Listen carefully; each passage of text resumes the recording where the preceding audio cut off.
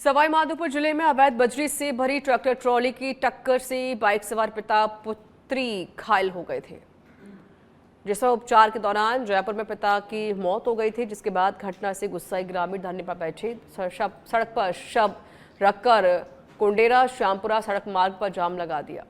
मृतक के परिवार को 50 लाख रुपए आर्थिक सहायता और सरकारी नौकरी देने की ग्रामीणों ने मांग रखी है।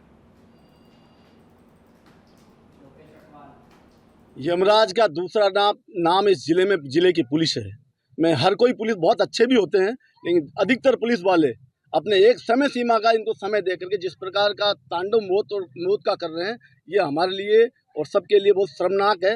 इनका इलाज का अब समय आ गया, या तो ये अपनी व्यवस्था सुधार लेते हैं। आज ऋषिकेश का घर जुड़ा है, उसका परिवार जुड़ा है, इसको लेकर के पूरे एरिया की पूरे पंच पटेल यहाँ एकत्रित हैं।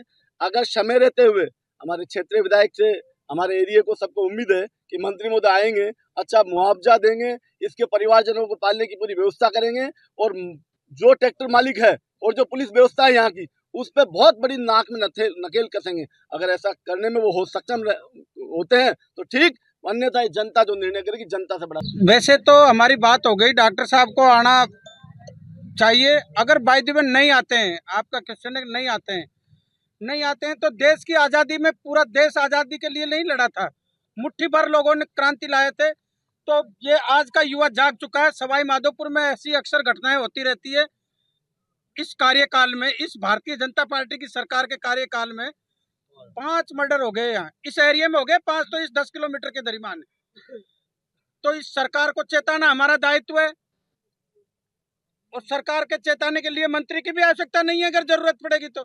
पर हमारे मंत्री महोदय पूरे राजस्थान में न्याय दिलाते हैं, इस वजह से हमको पूरी उम्मीद है कि वो 100% आएंगे और इसको ऋषिकेश को हमारे जो डिमांड है उसको पूरा करवाएंगे। नहीं करवाएंगे तो पूरी जनता हम मिलके और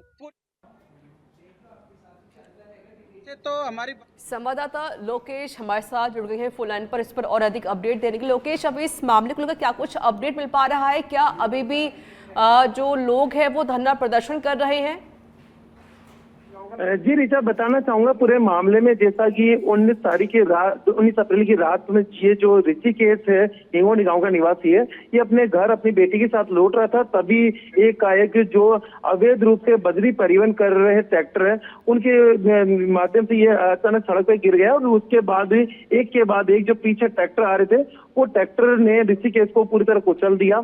और उसके बाद घटना का पता लगने के बाद संबंधित थाना पुलिस वहां मौके पर पहुंची। घटना में जो मृतक ऋषिकेश, उसकी बेटी भी इसके साथ ही, उसका भी पैर फ्रैक्चर हुआ, जिसका भी उपचार फिलहाल जयपुर में जारी है।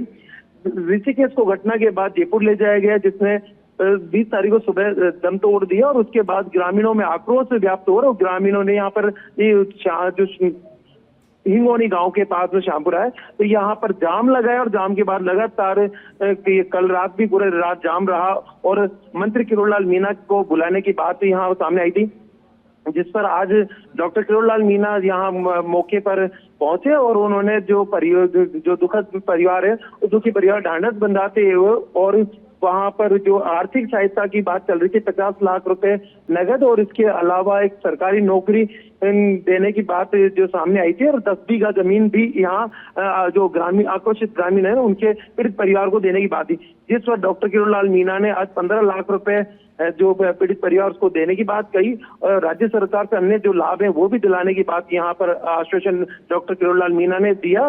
उसके बाद जो कल से जो धरना चल रहा, आज दोपहर में उस धरने को खत्म कर दिया है। लेकिन हैरत की बात है, लगातार जो अवैध बजरी परिवहन के चलते यहाँ पर जो लोगों की आए दिन सड़क हादसे में मौत हो रही है, एक बहुत बड़ा गंभीर मामला है। पूर्व में भी 8 लेन एक्सप्रेस दिल्ली हाईवे पर भी बजरी के कारण एक परिवार पूरा खत्म हो गया था। लेकिन सवाई माधोपुर में बजरी पर कहीं कहीं जो यहाँ की जो जिला प्रशासन है, यहाँ की जो पुलिस की मॉनिटरिंग है और जो ये कार्यप्रणाली, पुलिस और जिला प्रशासन को इस पर ध्यान देने की बहुत जरूरत है। शुक्रिया आपका अधिक जानकारी देने के लिए।